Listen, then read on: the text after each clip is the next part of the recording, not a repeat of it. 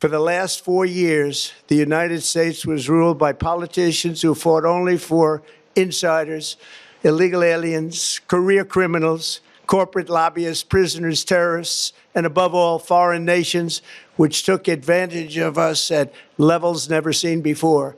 They flooded your cities and towns with illegal aliens. They decimated your hard-earned savings. They indoctrinated your children with hate for America. They just released a level of violent felons that we had never seen to prey on innocent. They caused war. They caused mayhem. They caused a horrible situation all over the globe. But now you have a president who fights for the law-abiding, hardworking people of our country, the ones who make this nation run, who make this nation work. We're now joined by Julien Lambert, political scientist and postdoctoral researcher in the Department of Communication and Media Research at the University of Zurich. It's nice to have you with us. I'm curious, what do you see as the main takeaways from Trump's holiday speech?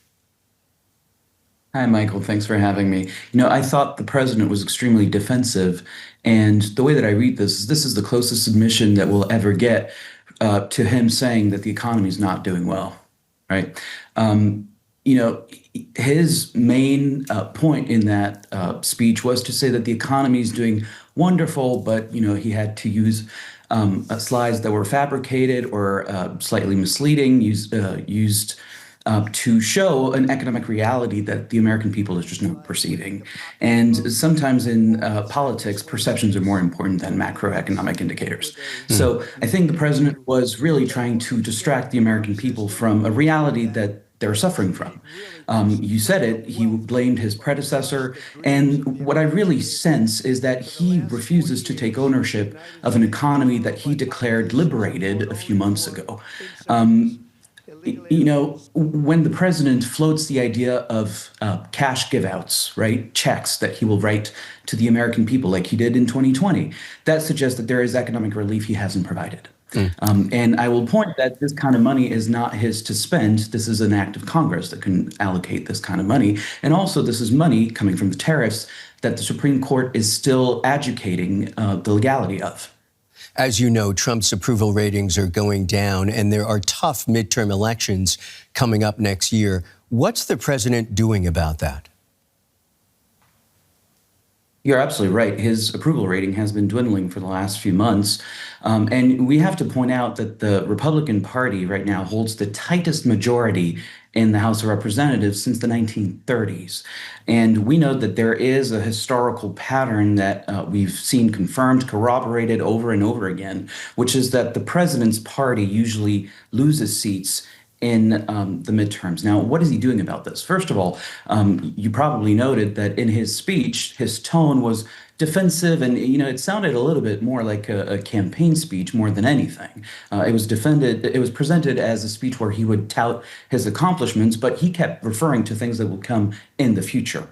Now, what is he doing about the midterms?